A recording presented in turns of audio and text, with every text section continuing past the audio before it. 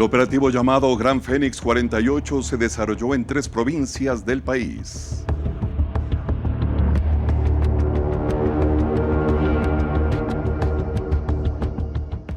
Son 20 allanamientos realizados en Esmeraldas, Manabí y Santo Domingo.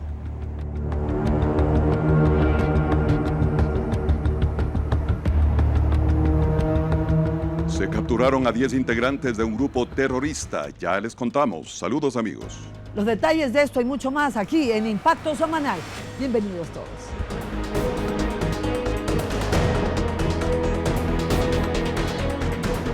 Droga y cilindros de explosivos se encontraron en operativos ejecutados por el Grupo Especial Móvil Antinarcóticos.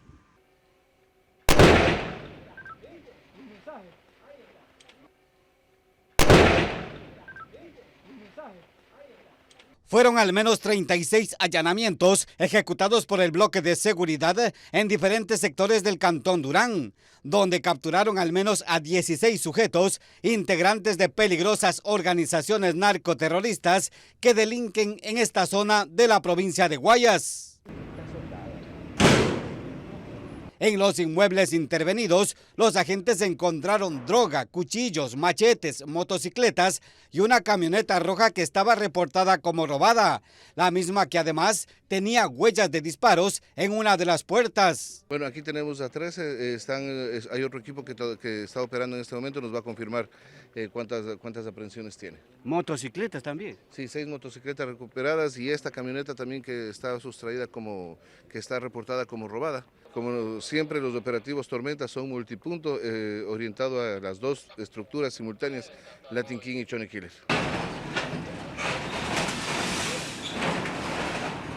En la cooperativa El Sabucarán fueron destruidas 4 casas, las mismas que fueron arrebatadas a sus verdaderos dueños y estaban convertidas en guaridas de secuestradores y extorsionadores. Debemos resaltar el trabajo que hace Inteligencia Militar e Inteligencia de Policía Nacional, la DGI, 131 recompensas. De igual manera, todo ese trabajo articulado ha permitido llegar a este tipo de trabajos que nos permiten determinar dónde están las guaridas de los delincuentes y justamente ningún templo del mal quedará en pie mientras estemos trabajando acá el bloque de seguridad, compactos más que nunca.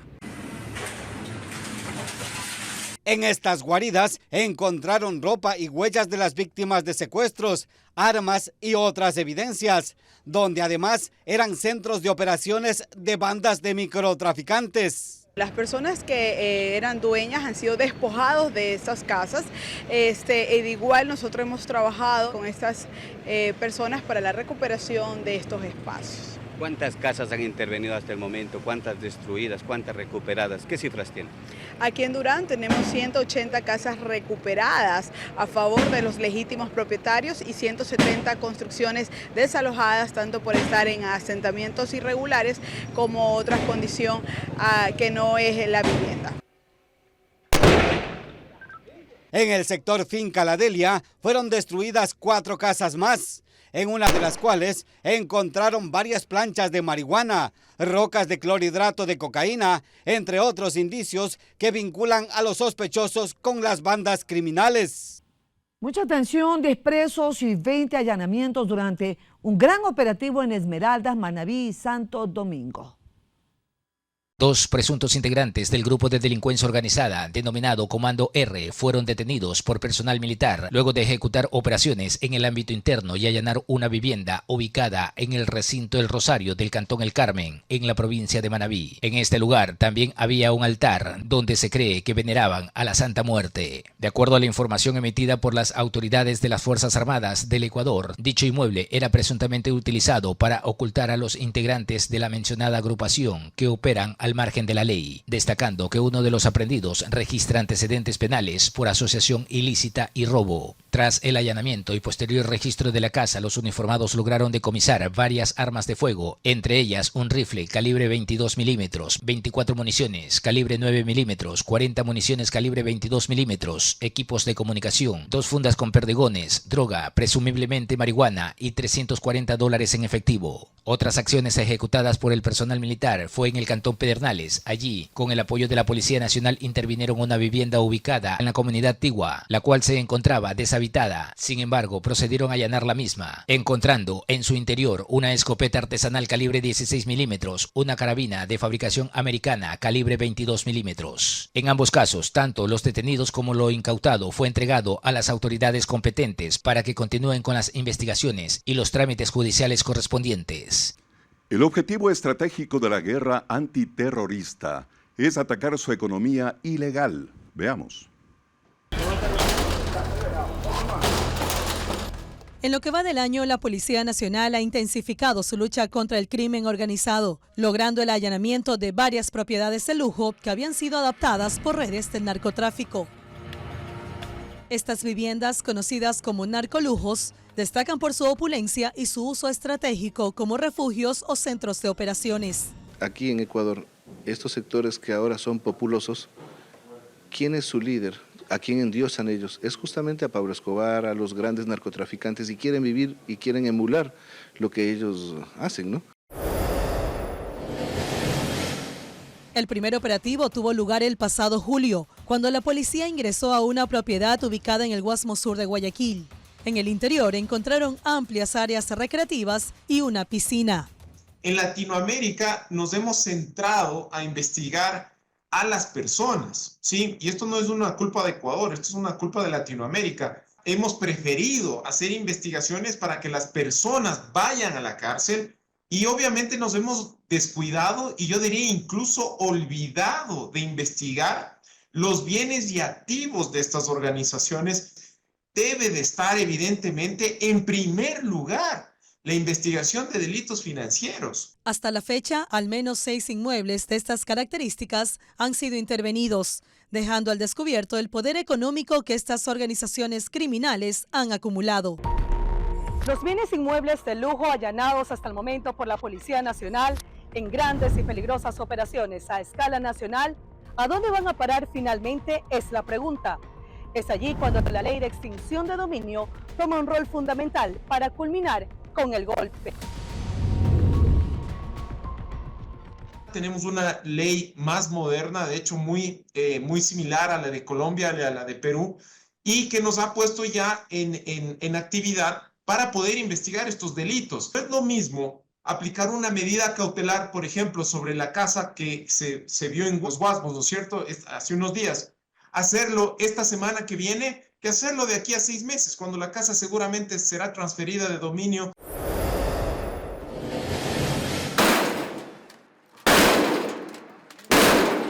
En agosto pasado, otro allanamiento dejó al descubierto una vivienda aún más ostentosa. Incluso el hallar animales silvestres y exóticos también forman parte de sus lujos y extravagancias.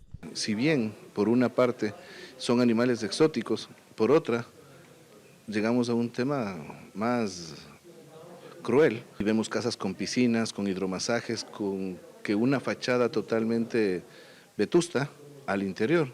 Encontramos discotecas, estilos nightclubs alrededor.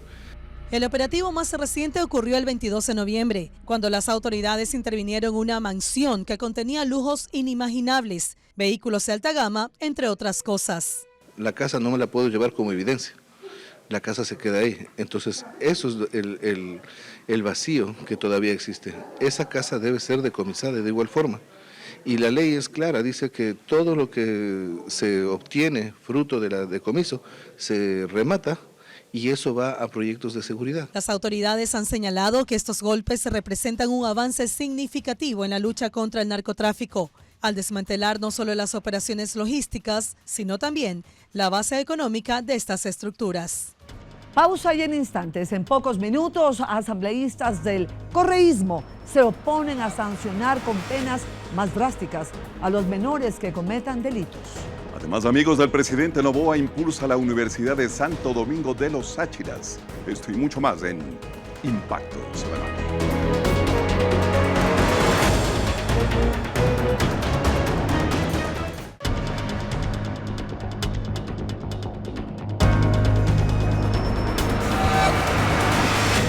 La Asamblea Nacional solicitó al Ministerio de Ambiente detalles sobre el corte de agua potable en Quito. Veamos. Así se desperdicia el agua entre las calles Selva Alegre y Politlazo, en el norte de Quito. Con dolor, los vecinos ven cómo una fuga provocó eso desde el fin de semana. La verdad es que con este tema que no tenemos ni lluvias, estamos en la sequía, o sea, no, que se esté yendo el agua no es dable, la verdad.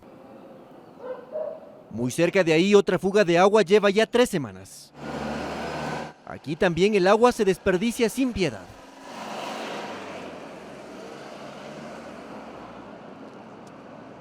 Dicen que ya van a racionar el agua para diciembre y aquí el agua se va. Y no son días, sino son semanas que se va el agua. Sucede cuando en el municipio de Quito anunciaron cortes de agua potable que están en vigencia. La empresa de agua potable publicó un cronograma con cortes en algunos sectores de hasta 4 horas. Al señor alcalde también le pedimos que tenga un poco de conciencia en esto, porque nos quita el agua y ahora se está yendo. ¿Cómo es la movida? Como se diría vulgarmente, ¿no?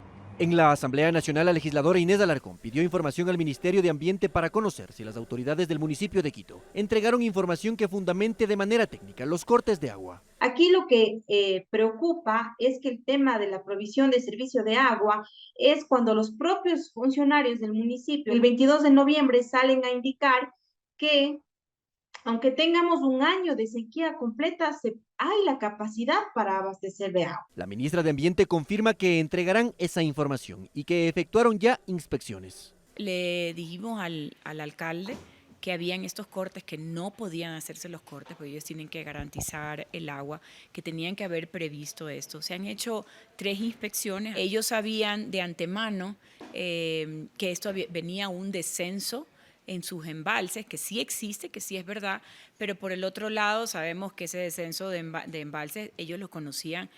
Mire, hasta mayo lo conocían. Cree que estos cortes de agua pueden evitarse. Encontramos que en una de las fuentes donde está de agua para Quito hay una fisura y eso nos preocupa tremendamente, porque entonces no le están dando agua, pero tampoco están arreglando esa parte de ahí. Entonces yo esperaría que el alcalde entienda que esto es para una mejora para los ciudadanos. Nosotros no podemos dejar sin agua a la ciudadanía si es que hay agua. Si el alcalde ha hecho esto como un fin político, pues se lo verá, ¿no? Porque esto es técnico. O sea, hay agua, no puede haber cortes. Dijo que la información que solicitó la Asamblea Nacional será entregada en las próximas horas. En la Asamblea Nacional existe voluntad política para tramitar la reforma que el gobierno planteó para eliminar el financiamiento del Estado a las organizaciones políticas.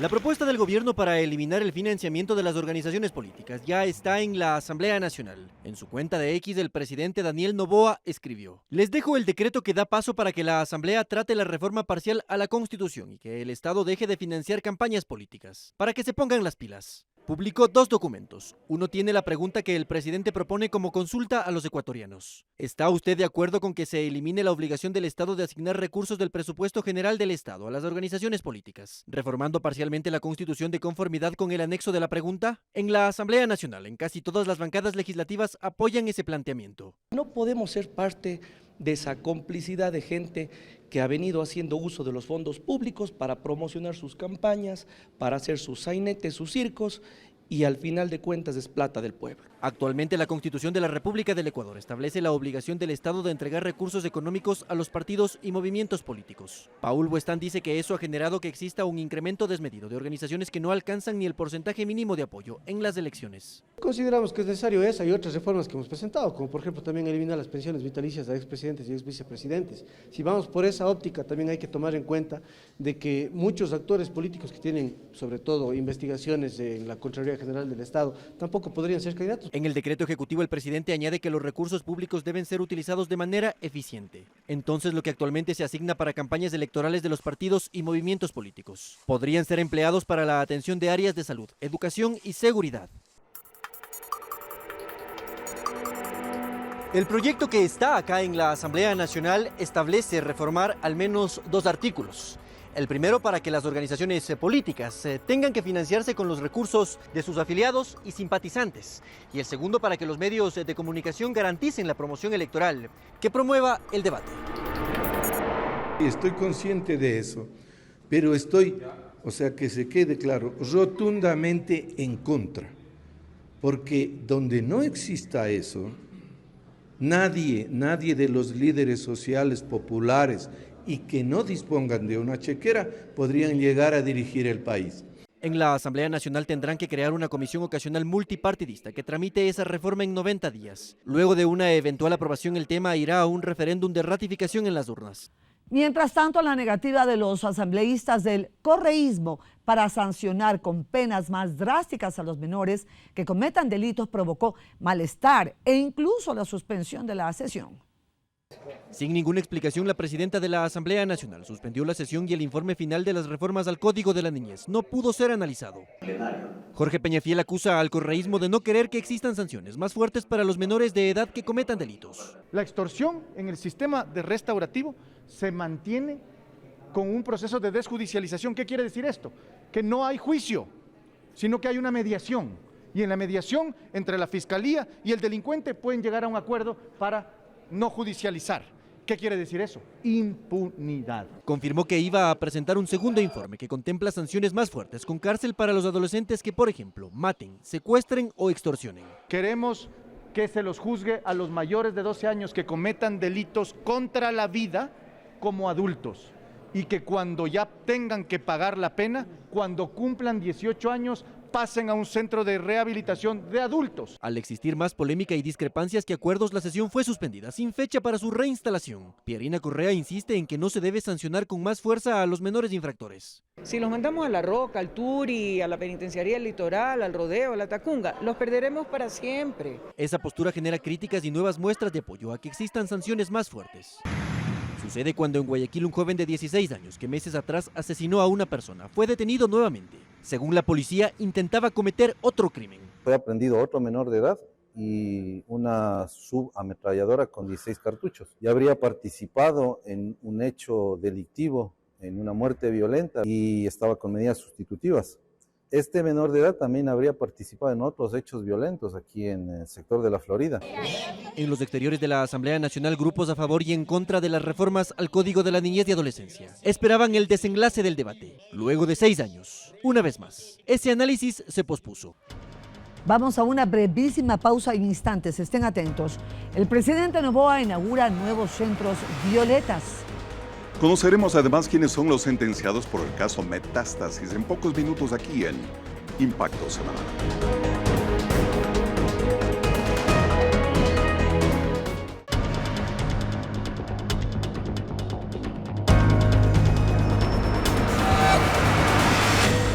En el Día de la No Violencia contra la Mujer, el presidente Daniel Noboa resaltó una reducción del 35% en femicidios. Mercy Magallanes es una de las mujeres víctimas de violencia de género que han sido acogidas por los centros Violeta, que les brinda el apoyo psicológico, social y jurídico necesario. Fui direccionada a presentar la denuncia respectiva ante la Junta Metropolitana de Protección de Mujeres y fue allí que de manera inmediata, eficaz, se me otorgaron las medidas administrativas de protección. Como Mercy, cientos de mujeres en el país buscan superar diferentes tipos de violencia, para lo cual el gobierno nacional decretó como servicios esenciales para el Estado a las casas de acogida y centros de atención integral. Garantizando que las mujeres de este país puedan vivir sin miedo, con oportunidades y sobre todo con dignidad. Y el ejemplo perfecto es que somos el primer gabinete paritario en la historia del Ecuador. Es más, ocupamos los primeros puestos en América, en toda América, en participación política y en toma de decisiones de parte de mujeres. Durante el gobierno de Daniel Noboa, según las autoridades, se ha capacitado a 29,000 personas en prevención de violencia contra la mujer y se logró reducir en un 35% los femicidios. Más que un número de reducción, representa también la reconstrucción de familias, empezar a sanar comunidades y por sobre todo apostar por una sociedad más justa y empática. Nosotros tenemos que ser un soporte esencial para todas las víctimas de violencia. En la actualidad funcionan 8 centros Violeta y en los próximos días se abrirán 6 más, espacios de atención integral, orientación psicológica, trabajo social y asesoría jurídica para mujeres que han sufrido algún tipo de agresión. Bajo la dirección del Ministerio de la Mujer y Derechos Humanos y con el decidido respaldo del presidente Daniel Noboa Sin, estos centros representan mucho más que espacios físicos.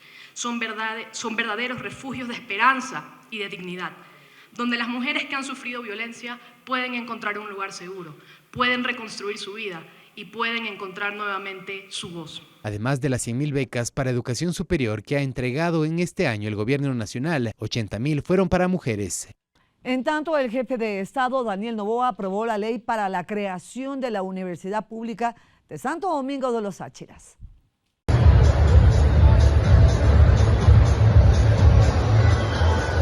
La creación de la Universidad Pública de Santo Domingo de los Áchilas iniciará de inmediato tras la firma de aprobación del proyecto por parte del presidente Daniel Noboa.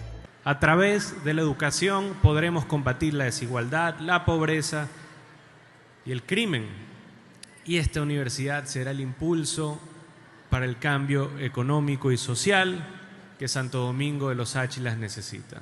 Es un sueño cumplido para más de 8.000 jóvenes de la provincia Sáchila, sus cantones y parroquias, que ya no deberán viajar o migrar para poder estudiar. Las carreras ofertadas estarán diseñadas para responder las necesidades productivas de la provincia, porque queremos formar profesionales que no solo encuentren empleo, sino que generen empleo, que innoven, que impulsen nuestra región hacia un desarrollo sostenible y competitivo.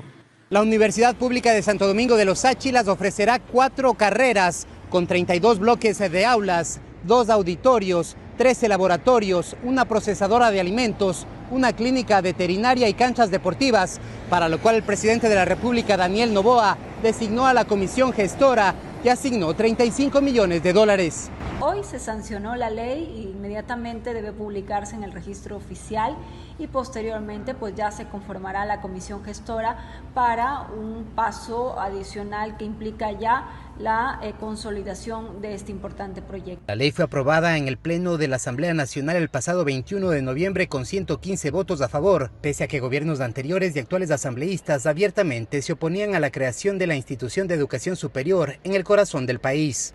Ese viejo Ecuador, esa vieja política quedó atrás y estamos junto a nuestro presidente Daniel Noboa mostrando de que sí se puede hacer un cambio cuando realmente se está comprometido con la ciudadanía, con un nuevo Ecuador, un Ecuador que quiere un cambio para los jóvenes. Las autoridades de la provincia y los jóvenes asistentes le cantaron el feliz cumpleaños al presidente Noboa, que cumplirá 37 años el próximo 30 de noviembre. Se inició el proceso de extradición de los cabecillas de la organización terrorista que fueron capturados en España.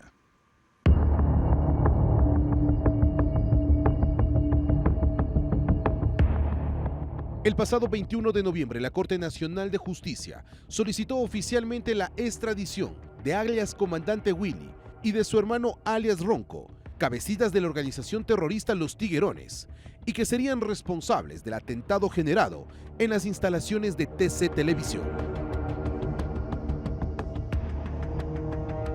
Estas 2 personas son consideradas de alta peligrosidad. Fueron capturadas por las autoridades españolas en octubre de este año, en una zona residencial de Tarragona.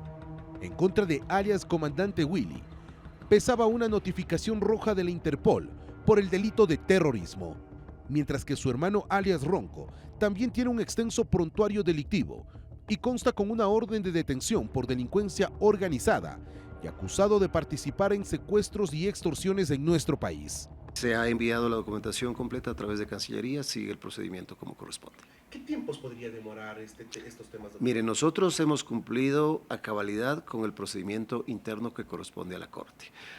Luego de que sale aquí y llegue el pedido a la autoridad judicial española, son los tiempos de la justicia española y ya no son mis tiempos que yo no puedo controlar. Alias Comandante Willy y alias Ronco, según la información proporcionada por las autoridades cuando fueron capturados, desde el 2023 estarían en España, bajo la fachada de empresarios, con lo cual buscaban transparentar sus actividades ilícitas, incluso generando negocios. Vivían con lujos, con vehículos de alta gama y con guardaespaldas. tratando de burlar a las autoridades. Los tiempos dependerán mucho de cuánto se agilicen los trámites por parte de los órganos burocráticos competentes.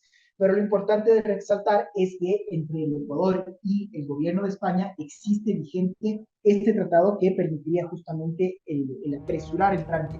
Son varias investigaciones que constan en contra de los hermanos Alcíbar Bautista, cabecitas de los tiguerones, quienes están inmiscuidos en diferentes actividades ilícitas, como secuestros y extorsiones, así también tráfico de drogas, que intentaron hacer de su guarida la provincia de Esmeraldas, pero que hoy por hoy, gracias al trabajo generado por el bloque de seguridad, se ha logrado debilitarlos.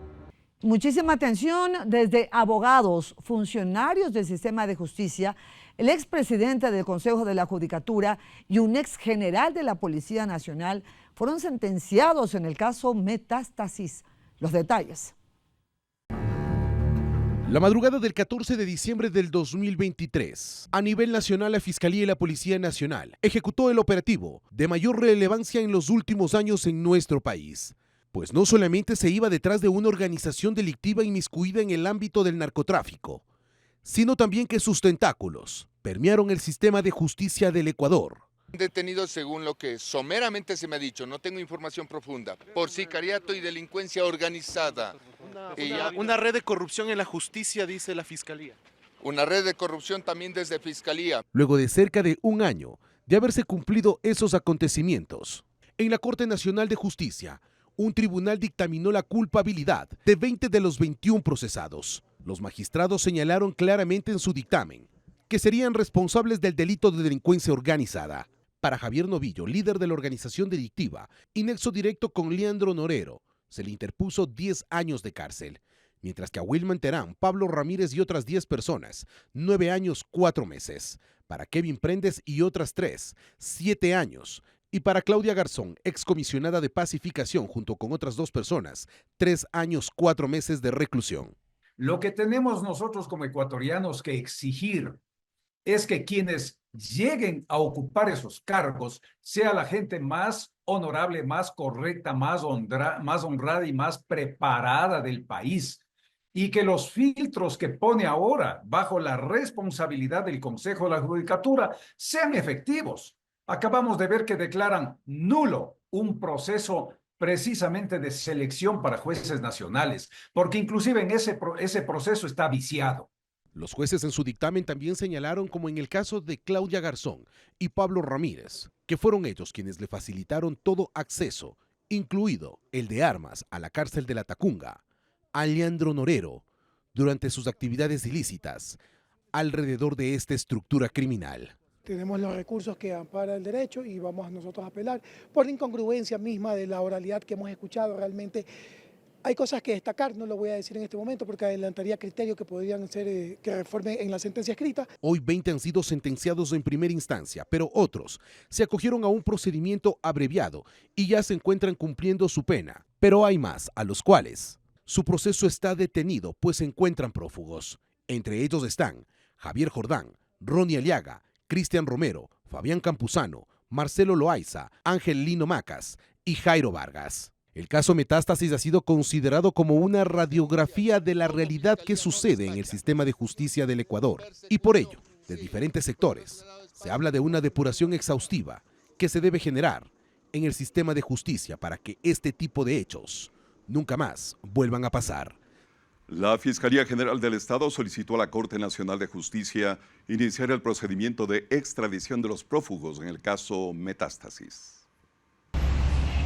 La Fiscalía General del Estado solicitó se inicie el proceso de extradición en contra de Ronnie Aliaga, ex asambleísta del correísmo, y Javier Jordán, quien habría sido uno de los principales colaboradores de Leandro Norero, y además de Marcelo Loaiza. Los 3, procesados por delincuencia organizada, a quienes las autoridades los buscan para judicializarlos por su participación directa en la estructura criminal que lideró alias El Patrón. Recordemos que el tipo penal delincuencia organizada no es de aquellos que se determina que pueden ser juzgados en ausencia, pues solo estos determinan a los casos de peculado, cohecho, concusión, enriquecimiento ilícito. Es decir, estas personas muy posiblemente, si es que esa fuera la orden o la solicitud de fiscalía, deberían ser extraditados para que lleguen acá y se haga la audiencia de juicio en contra de las personas que sean extraditadas. Su condición actual es de prófugos de la justicia dentro del caso Metástasis y pesa una orden de prisión preventiva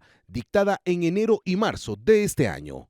La decisión de su extradición, según la Fiscalía en un comunicado, mencionó: la solicitud de extradición se fundamenta en el artículo 79 de la Constitución de la República del Ecuador, en concordancia con el artículo 23 de la Ley de Extradición.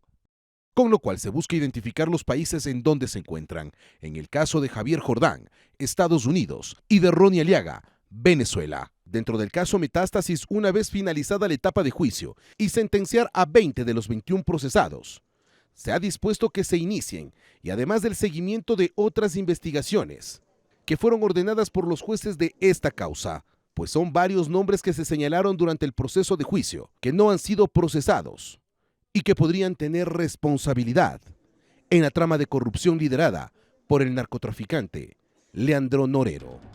Al volver en Impacto Semanal, vamos a conocer la situación de las hidroeléctricas durante esta semana. Conoceremos además quién es la nueva soberana de la capital aquí en pocos minutos en Impacto Semanal.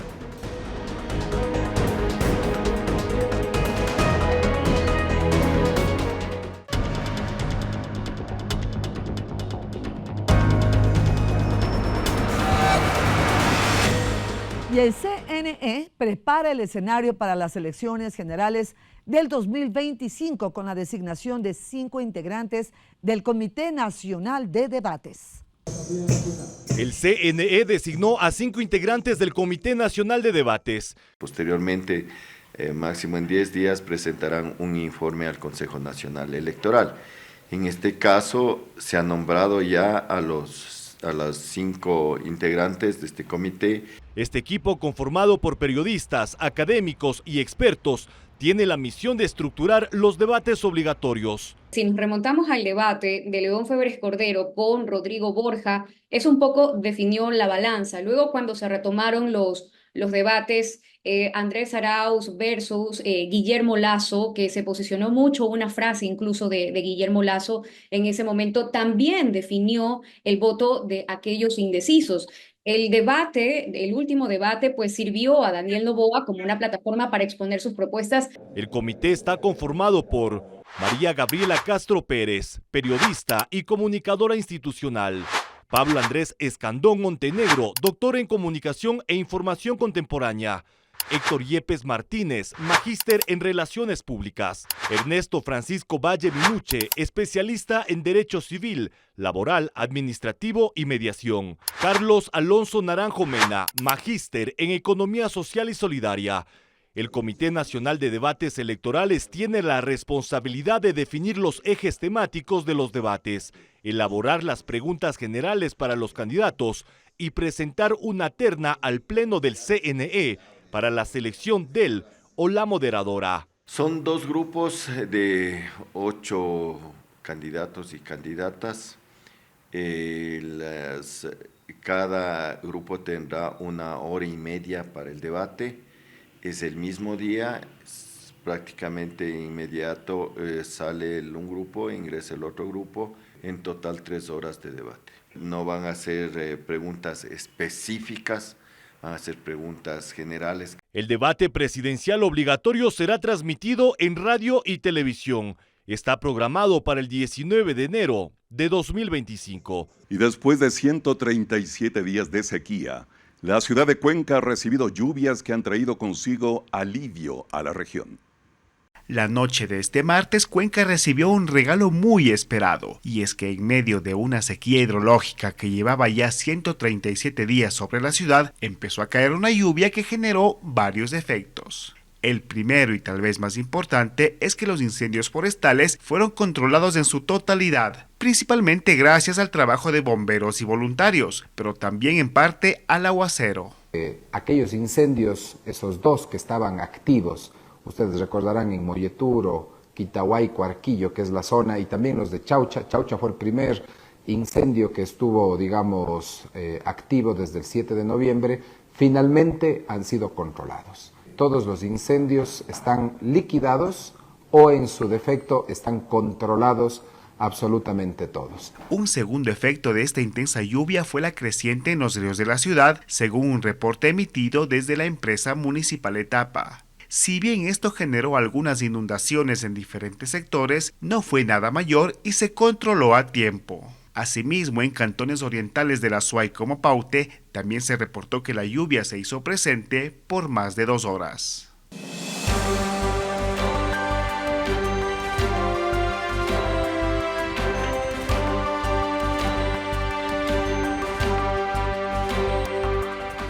Se inicia la puesta en marcha de un proyecto hidroeléctrico que llega en un momento significativo para aliviar en parte la crisis energética que soporta el país. Nos referimos a Toachi Pilatón.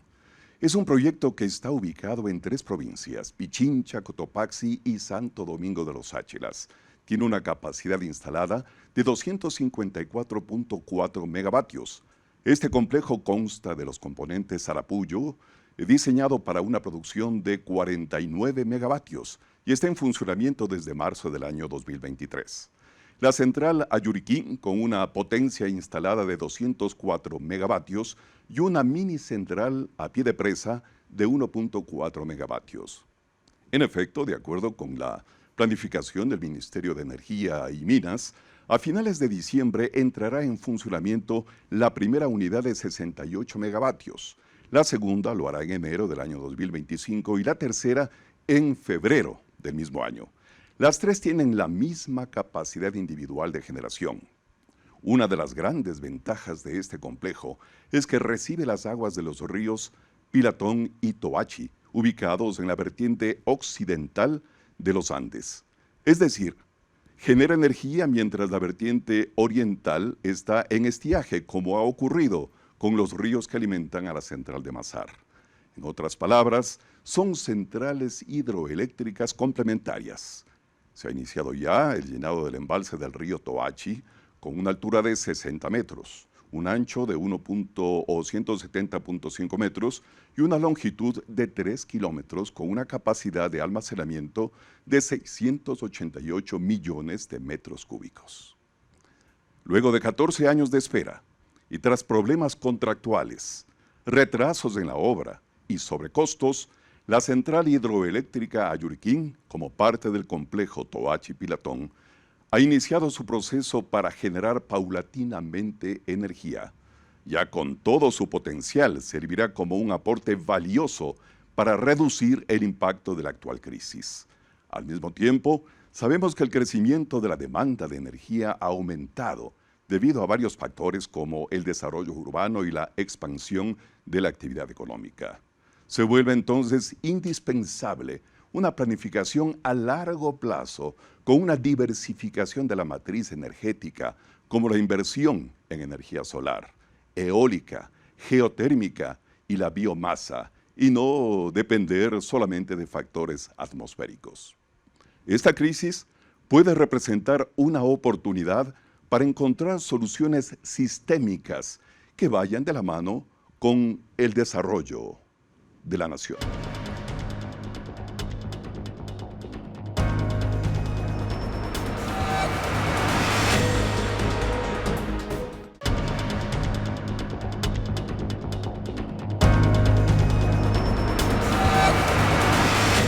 Bueno, Iquitos celebra 490 años de fundación por todo lo alto, María Caridad. Así es, mi querido Carlos, estamos festejando a la Carita de Dios. Y en ese escenario, Doménica Jarrín se ha convertido en la nueva soberana de la capital. Vamos a ver.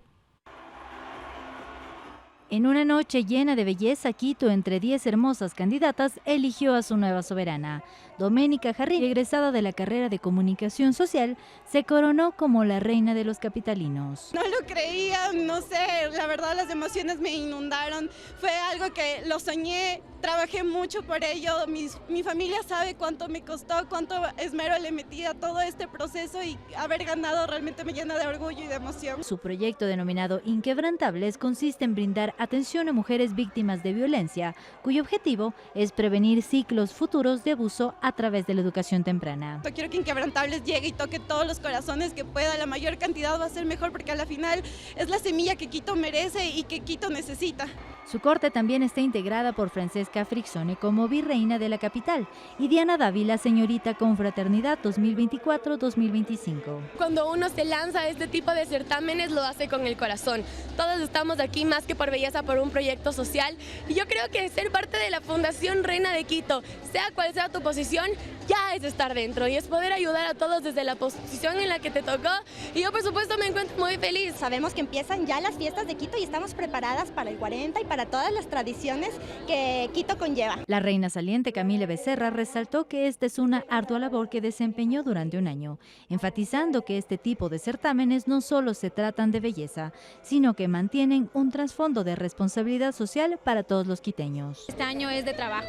Creo que es algo importante que no tiene que olvidar, saber que tiene el apoyo de las personas, tiene el apoyo de las reinas, tiene mi completo apoyo y que simplemente tiene que entregarse 100% a Quito y a los quiteños. Con sus soberanas elegidas, la capital de los ecuatorianos plantea una amplia agenda cultural y cívica por los 490 años de fundación de la Carita de Dios.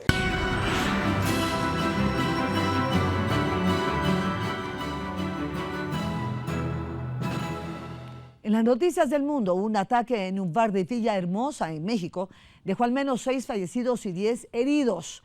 Esto y mucho más en el siguiente resumen internacional. Al menos 6 personas murieron y otras 10 resultaron heridas la madrugada del domingo en un ataque armado en un bar de la ciudad de Tabasco, en el sureste de México. Las autoridades informaron que personas armadas entraron al bar buscando una persona determinada y los disparos alcanzaron a quienes estaban cerca. Este estado dedicado a la producción petrolera ha registrado en los últimos meses un aumento en la violencia.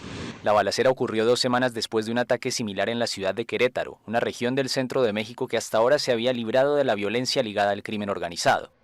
Miles de libaneses regresan a sus hogares tras el alto al fuego entre Israel y Hezbolá. La tregua interrumpe un conflicto que ha dejado miles de muertos y 900.000 desplazados en Líbano, además de decenas de miles de evacuados en el norte de Israel. El primer ministro libanés Najib Mikati dijo este miércoles que el ejército reforzará su despliegue en el sur del país como parte de la aplicación de este acuerdo. Sin esperar a que los militares dieran luz verde, miles de habitantes del sur del Líbano, de la periferia sur de Beirut y del valle de Bekaa, en el este, todos ellos bastiones de Hezbolá, emprendieron el camino de vuelta a casa. El plan pactado prevé una retirada progresiva durante 60 días de los combatientes de Hezbolá y las tropas israelíes del sur del Líbano en la frontera con Israel para permitir el despliegue del ejército libanés. El conflicto comenzó con los ataques transfronterizos de Hezbolá en apoyo a su aliado palestino Hamas, tras sus ataques del 7 de octubre del 2023 en territorio israelí. Finalizamos, amigos, este espacio, por supuesto, siempre agradeciéndoles su importantísima sintonía. Gracias. Nos vemos el próximo sábado con más información a las 13 y a las 20 horas aquí en Impacto Semanal. Buena suerte, amigos.